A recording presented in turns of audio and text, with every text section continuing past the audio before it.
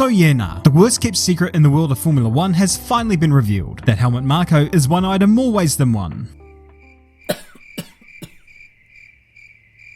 That and the driver moves of Valtteri Bottas to Alfa Romeo and George Russell to Mercedes have finally been announced. Understandably, the news probably isn't all that welcome within the Bottas fan base, nor the entirety of Finland, but if it's any consolation, Toto Wolff was pretty tore up about the whole ordeal too.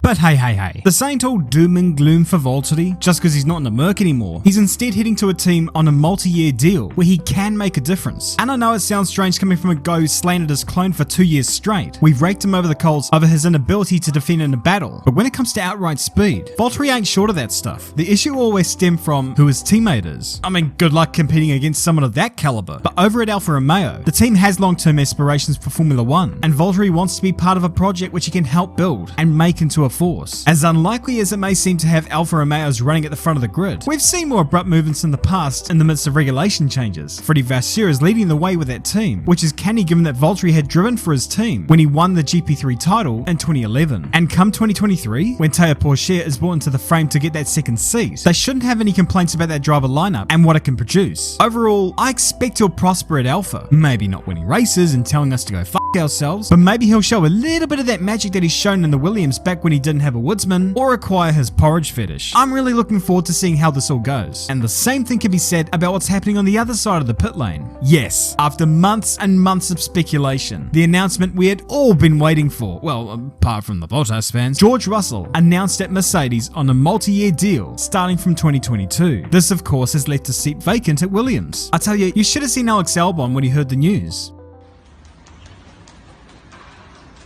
Mr. Saturday, Jude Law's clone, however you view him, the young shot from Williams is finally getting his big moment in a big team, starting from next year, going up against the almighty Sir Lewis Hamilton. And the big question that is on everyone's lips is what in the hell can we expect out of this pairing? Well, Russell's performances in the Williams over the last 3 years have been nothing short of outstanding. His one-lap pace in qualifying is amongst the best in the field, some would argue it to be the best. Perhaps dogged down a little bit in race pace versus qualifying pace, and some notoriously weird luck which is kind of unique to him. There has been some skepticism as to whether or not he was going to do better than Bottas. Well, we already had a battle with him last year at the Sakhir Grand Prix. Make from that race what you will, but considering the circumstances, to perform as he did was pretty freaking spectacular. With both he and Lewis together in that team, they have a potentially indomitable pairing on their hands, with the tantalizing prospect of them duking it out for top honours, which is also kinda concerning. I mean, have a look at the consequences of the Lewis Hamilton-Nico Rosberg partnership. Even nowadays, the atmosphere between them is pretty f***ing frosty. Will we get something similar with these two? Well, frankly, that's all up in the air. It all kind of boils down to whether or not he can match Lewis's pace, which is only extremely difficult. It's not even something that was accomplished by Heikki Kovalainen, 8th fastest driver of all time. Or maybe we're going to get something similar to he and Jenson Button. Benign enough together, but a fast, effective pairing. Frankly, that's the one I prefer, but hey, everything I say on this channel ages like a dead dog in the sun, and this probably will too. Something else that can come out of this is an even faster Lewis Hamilton. A young prima donna snapping at his heels could force him to find another gear, another 10th to edge him ahead of his rivals. He's done that before in the past. There's no reason to believe he can't repeat it again. In the end, this is an awesome thing, not just for Russell or Hamilton, but also for Valtteri. They'll prosper where they are, and it'll be amazing, and they'll live in harmony, and we're gonna live in this grand old utopia where everything is peaceful and holy, or we're in for a real